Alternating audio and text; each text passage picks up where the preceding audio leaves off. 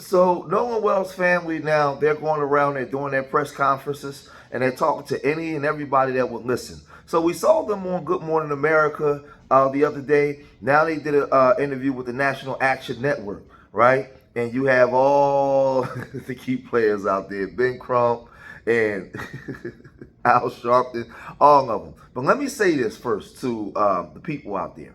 Some people are saying this is fake. Some people are saying that this is real. For those of y'all that really know George Macon and know the content that I used to put up right before I start doing the celebrity stuff to get your attention, I have the same message, right? And I want to say this to the family out there. It doesn't matter if it's real or fake. It's what they can get you to believe and the energy that you manifest based off of that distress. So if they put this stuff out, some things are real, some things is fake. Do they have fake things with crisis actors? Absolutely. But who's to say that this is real or fake? You don't know. But whatever they present to you and whatever your response is the realities that they create for you to live in. So it doesn't matter. It's how you respond to it, right? But with that being said, that's for a whole nother video. I taught on that for 2 years, right? Nolan Wells is unalived. And we thought that when the 3W boys came back without him, we thought that they brought the phone to the family. Well, I was wrong and I reported wrong. What happened was they didn't bring the phone back to the family. The family had to track the phone and search the phone down to get it. And that's when they gave the phone back. They didn't give the phone back. And when they gave the phone back, everything in the phone was erased. But during this press conference, they talked about this. We are grateful, especially to our friend Tashima, who actually was one of the people who helped us that night. She went and picked up his cell phone from where it was and then provided that to us because we of course contacted authorities to figure out who to do the report with, whether it was the county or the city, which then turned into DMR, who I contacted immediately from there.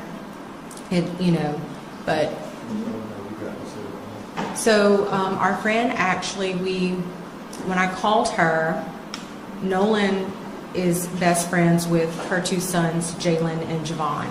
When I called her, I said, Tashima, have you seen Nolan? He's missing. No one has seen him. No one has talked to him.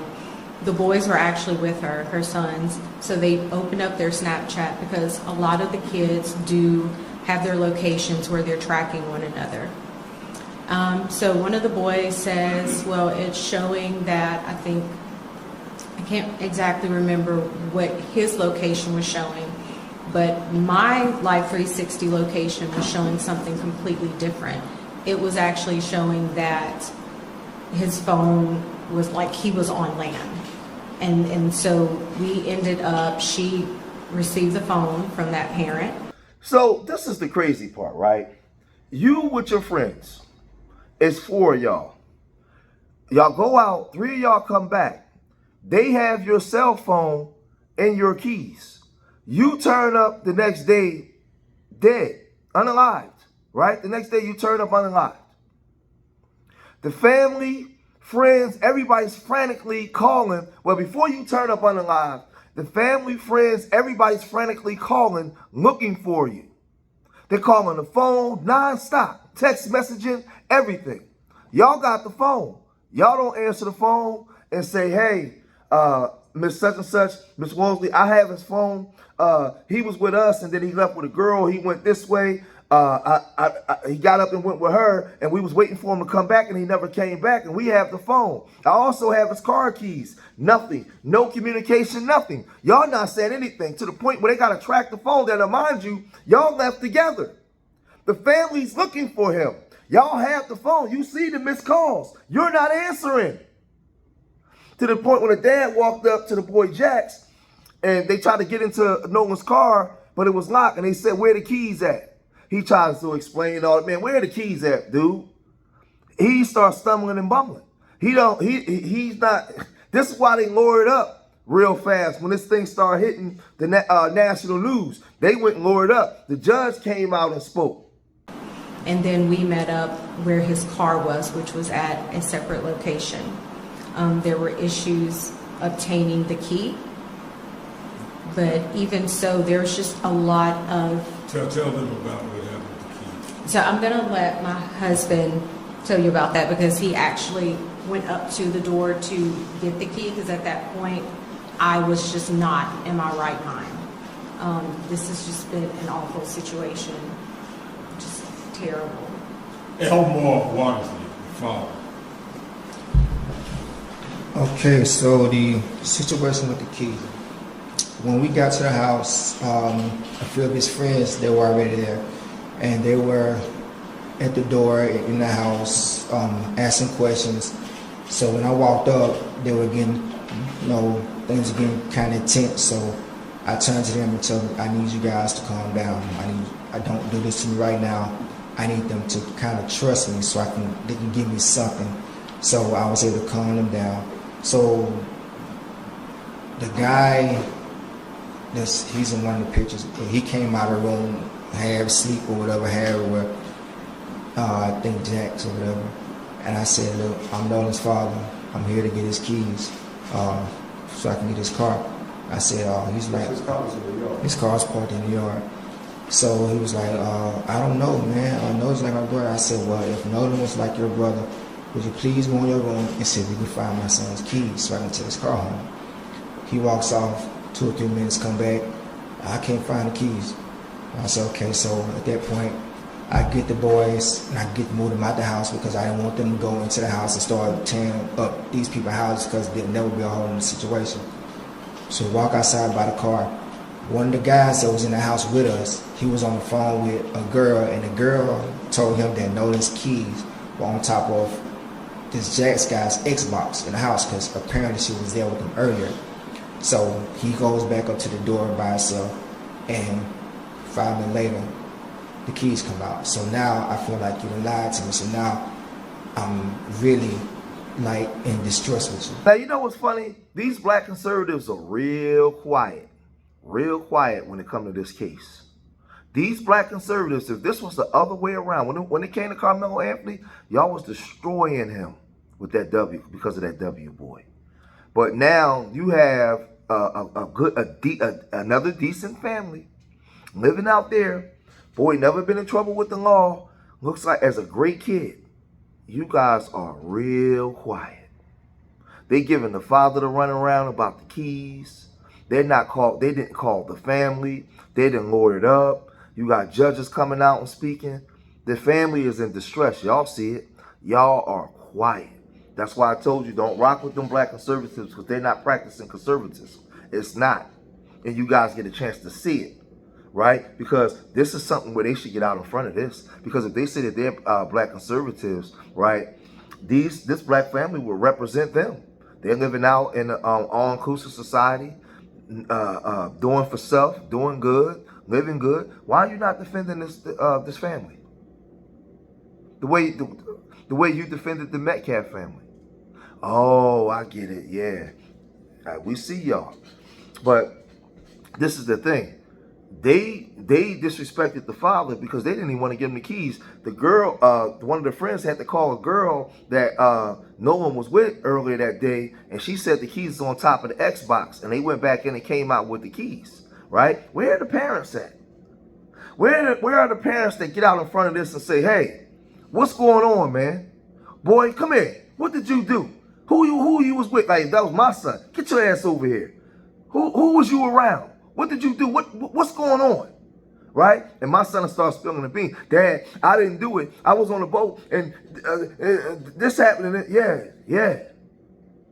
Where the parents at in this? Because this is protocol. This is the way they used to handling things down there when it comes to W folks versus us. Open and shut. Man, he tried to swim for it and drown. Just crazy stuff. We supposed to just go for it. This Mississippi we talking about.